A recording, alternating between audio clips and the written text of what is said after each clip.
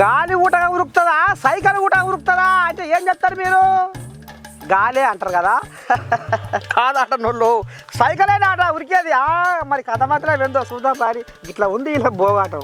ఏ పీకి ఏ మాయ రామహరి అయ్యో బీపీ పెరిగి పాయ రామహరి అయ్యో బీపీ పెరిగి పాయ రామహరి సహజ వనరులు రామహరి అయ్యో స్వాహాయ్ పాయ రామహరి అయ్యో స్వాహాయ్ పాయ రామహరి మెగా డిఎస్సి రామహరి అయ్యో గంగలో నాగలిసే రామహరి అయ్యో గంగలో నాగలిసే రామహరి మూడు రాజధానులు రామహరి అయ్యో మురికి మాటలాయే రామహరి అయ్యో మురిగి పాయేనయ్య రామహరి.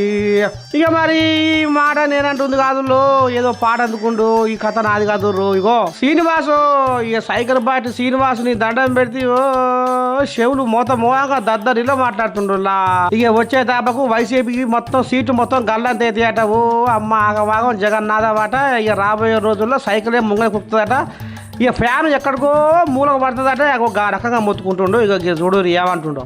చూస్తా ఉంటే రాబోయే ఎన్నికల్లో తెలుగుదేశం జనసేన పార్టీ పోటీ చేసే తత్వం చూస్తా ఉంటే వైఎస్ఆర్ కాంగ్రెస్ పార్టీకి డిపాజిట్లు కూడా రావు. రాసి పెట్టుకోండి. రాజరాజ నరేంద్రుడు పరిపాలించిన నేల, ప్రజలకి రక్షణ కల్పించారు. కానీ ఈ వైఎస్ఆర్సీపీ వాళ్ళు వచ్చి ఇక్కడ ఉన్న సహజ సంపదనంతా కూడా భక్షిస్తా ఉన్నారు.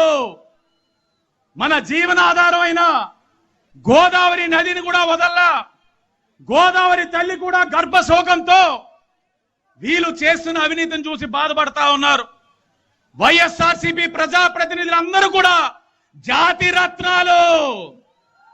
ఒకడు ఇసుక దోపిడీ చేస్తే ఇంకొకడు నేనైనా తగ్గుతానా, నేను ఆవ భూముల్ని దోపిడీ చేస్తానని చెప్పి పోటీ పడి దోచుకుంటా ఉన్నారు.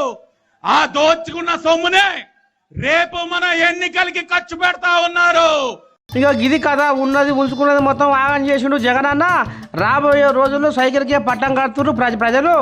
ఇక మరి ఎట్టనైనా ఏం చేసైనా ఇప్పటికైనా జనాలు ఆలోచించి కొసం ఊపిరితో కొట్లాడుతున్నా సైకిల్ మాత్రం గెలిపించాలని ఇగో ఈ అన్న పద్ధతి పడుతుండ్రులా. మరి ఎట్ట చేస్తారో ఏం కదా. గీతానికి పోతుంది రాజకీయం.